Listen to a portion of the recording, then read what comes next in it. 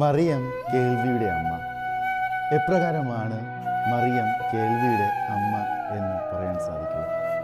ക്രിസ്തുവിൽ പ്രിയരെ, ഇന്ന് നമ്മുടെ സമൂഹത്തിൽ പരസ്പരം രണ്ടുപേർ സംസാരിക്കുമ്പോൾ എന്ത് പറയുന്നു എന്ന് ശ്രദ്ധിക്കുന്നതിനേക്കുപരി നാം അടുത്ത് എന്ത് പറയണമെന്ന് ചിന്തിക്കാനാണ് വ്യഗ്രത കാട്ടാറ്.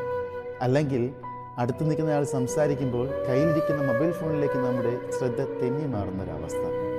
ഈ ഒരു കാലഘട്ടത്തിലാണ് പരിശുദ്ധ മറിയം നമുക്ക് മാതൃകയായി മാറുന്നത്.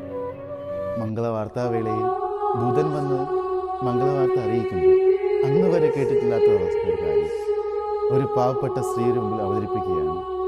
അവൾ തെല്ലും സംശയിക്കാതെ ഇതാ കർത്താവിൻ്റെ ദാസി എന്ന് പറയുന്നു.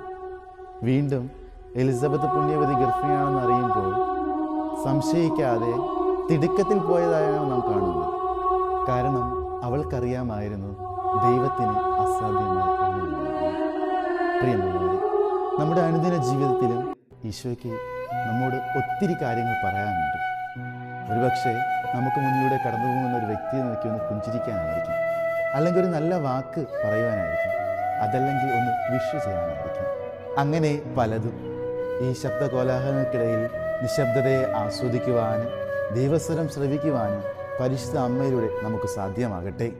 നമ്മുടെ അനുദിന ജീവിതത്തിൽ കർത്താവായ ഈശോ നമുക്ക് പ്രദാനം ചെയ്യുന്ന ആ സമാധാനവും ആ സന്തോഷവും ആ ആനന്ദവുമെല്ലാം പ്രാപ്തമാക്കാൻ പരിശുദ്ധ അമ്മയുടെ കൈപിടിച്ചുകൊണ്ട് നടന്നുകൊണ്ട് നമുക്ക് നമ്മുടെ കർത്താവ് ഈശോയിലേക്ക് നടന്നു നീങ്ങാം. ദൈവം നമ്മെ അനുഗ്രഹിക്കട്ടെ.